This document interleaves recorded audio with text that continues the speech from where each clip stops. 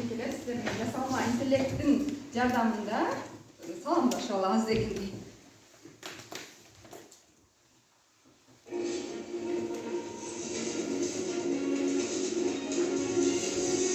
Sanatlar Dünya'ya açık sağlama hoş geldiniz.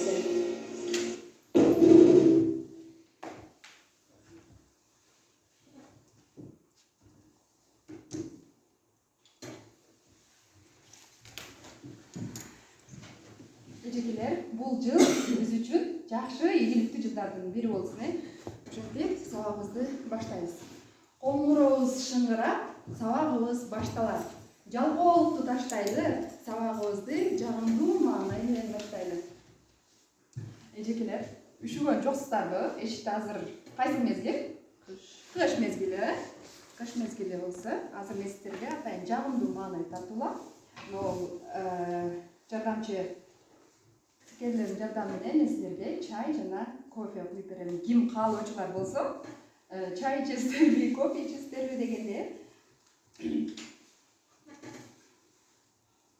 деп коюп туруп, жагымдуу маанай тартууну алсак болот экен. Сиздер окуучу катарында окуп турасыздар.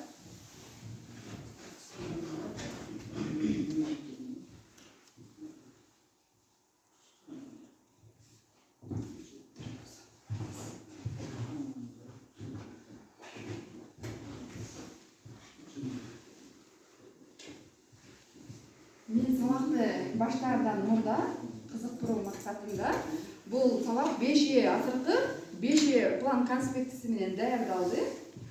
Анда биз бул жерде фигураларга көңүл бурабыз. Илгери өткөн заманда 3 фигуралар өлкөсүндө 3 бурчтук жана 4 бурчтук деген достор жашашпыр. 3 бурчтук жана 4 бурчтук достор болот экен. Бирок 3 бурчтук дайыма 4 бурчтукту көрө алчу эмес. Ичи күйдүүлүк кылып, мындайча айтканда, мунун эмне үчүн 4 бурчу бар? Меники 3 бурч. Деп дайыма ич тарды кылып жүрчү экен. Бирок 4 бурчтук болсо, дайыма эмне дейт? Мунун 3 бурчтук экенин дайыма айтып жүрөт экен да. Сен 3 бурчтуксуң, сен 3 бурчуң бар, мен 4 бурчум бар деп, мактанып 4 бурчун дайыма айтып жүрчү экен. Анан ич күйдүүлүктөн улам бир күнү 3 бурчтук түн бир окумда 4 бурчтуктун үйүнө барат экен дагы. Шашпа деп жүрөт экен да. Шашпагын мен сага көрсөтүп берем деп. Ошондо түн окумда барып 4 бурчтуктун эки тарабынан кыркып салат. Кесип салат.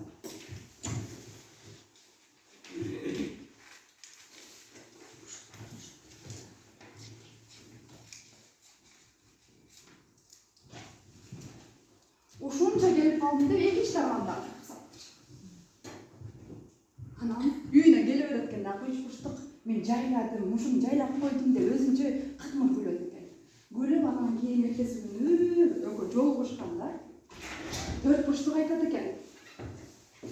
4 бурчтук айтат экен. Сен мени күчтөнттүң, сен мени күчтүү кылдың. Азыр мени 4 бурчум эмес, 6 бурчум болуп калды деп эмне кылат экен? Сүйүнүп кубанат экен. 6 бурчу болуп калды. Бул менен эмнени айтайын дедим? Биринчи өзүбүздөн башташыбыз керек экен, өнүгүүнү. Андан кийин сен башкаларга окшоп эмне кылат экенсиң? Өнүгөт экенсиң. 4 бурчтук ошол мезгилде айтыптыр. Сен өзүңдөн башташың керек экен. Сенин дагы эки тарабыңды, 3 тарабыңды кыркып койсоң, сен дагы эмне? Көп бурчтукка айланмаксың. Сен дагы өнүгүп өсмөксүң деп айтыптыр. Мына жомоктун натыйжасында эмне? Биринчи өзүбүздү өнүктүрүшүбүз керек экен. Ич күйдүүлүк деген эмне? Жок болуш керек экен. Биринчи өзүңдөн башка деген нерсени айткым келди. Эми, эжекелер, мунун жардам менен темабыз дагы эмне экен? Фигуралар экен. Бүгүнкү сабагыбыздын темасы кемет жабык фигуралар.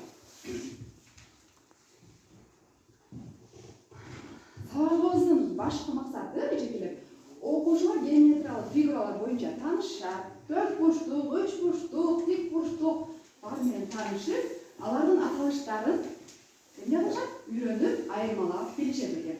Өнүктүрүүчүлүк жактан окуучулар логикалык ой жүгүртүүдө өсүгөнгө салыштырышат, байкоо жүргүзүшөт жана мисалдарды иштешет. Тарбиялык жактан тыкандыкка, көңүл буруп иштөөгө, бири-бирин угууга, жардамдашууга, сыйлоого жана алган билимдерин турмушта пайдалана билүүгө тырышышат экен. Эми сүрөткө көңүл бурабыз. Балдар, силер бул жерде сүрөткө көңүл бурсаңар, мен силерге тааныштырып өтөйүн. Бул жерде геометриялык фигуралардын сүрөттөрү берилген. Карайсыз. Биринчи, силер бул турмушта бул фигуралар менен таанышсаңарбы? Таанышпыз, бул кандай фигура? Тегерек.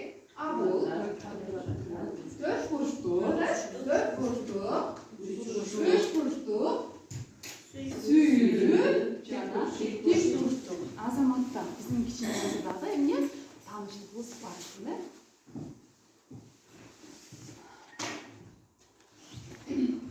Балдар, биз азыркы мындай сүрөттө эмне кайсы фигураларды көрдүк? Таанып билдик? Эми сүрөткө көңүл бурабыз. Биринчи сүрөттө эмне сүрөтү көрүнүп турат? Топ. Кайсы фигурага окшош экен? Тегерек. Тегерек деп айтканга болобу? Тоголок деп Айлана дейбизби? Тегерек, тоголок, тоголок дейт экен. Муну арт жак тарабындагы айлантырып карасак, бул тоголок тегерек формада болуп калат экен. Муну биз эмне айлана деп атоого болбойт экен. Ал эми кийинки сүрөттө эмненин сүрөтүн көрүп турабыз? Сааттын сүрөтүн көрүп турат экен. А сааттын формасы кайсыл фигурага окшош экен? Тегерек деп айтсак, жана айлана деп дагы айтсак болот экен, а? Ал эми кийинки сүрөттө үйдүн сүрөтүн көрүп турабыз, үйдүн сүрөтүн көрүп турабыз. А үйдүн формасында кайсы фигураларды көрүп турасыңар? Үч бурчтук, төрт беш бурчтук, бурчтук, төрт бурчтук. Ушул фигураларды эмне кылып турабыз? Көрүп турат экенбиз, э?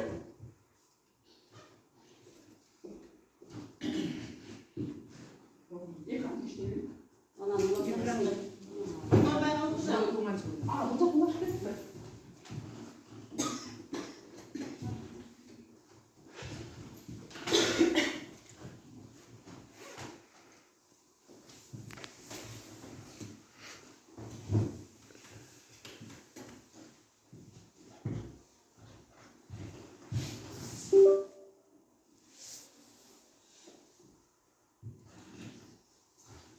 ноутбукта не жылдырыр?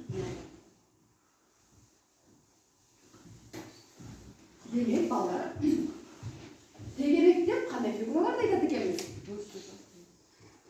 Бурчу жок, тегерек формадагы эмне фигураларды айтат экенбиз? Ал эми төрт бурчтуулук деп, төрт капталып деп, бири-бирине барабар тең фигураларды айтат экенбиз. Ал эми үч бурчтук деп, үч капталы бар, үч жана бурчу бар, үч бурчтар бар.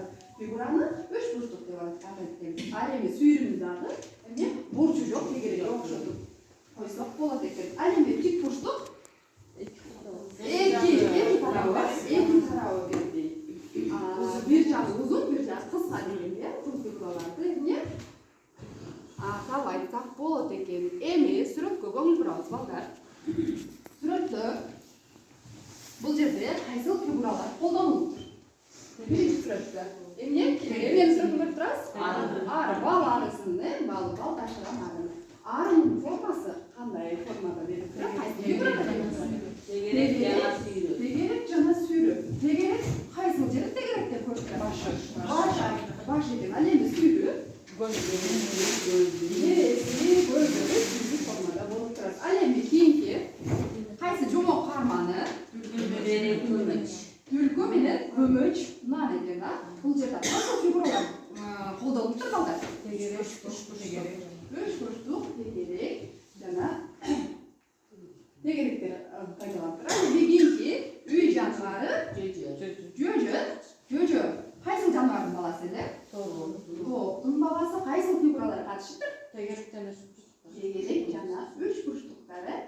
Демек, бұл жерде үйдің формасында қайсы фигуралар қолданылып тұрады?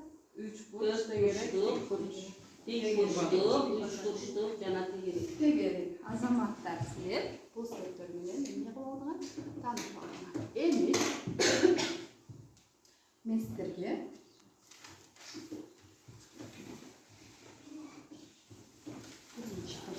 бұл жерде атайын фигуралар берілген. Фигуралардың жардамымен чатта онан мисалдарды иштейбиз. Сіздер қошу амалымен иштейсіздер.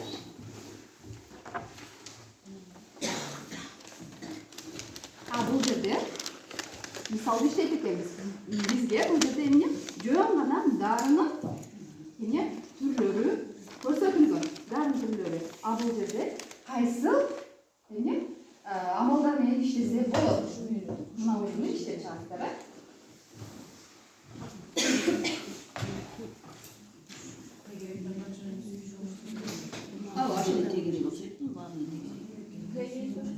Чаттап туруп. Ешқандай жасап болу же ушулар менен чыгарабызбы? Жок, колуңар менен эсептеп туруп, анан кийин чыгып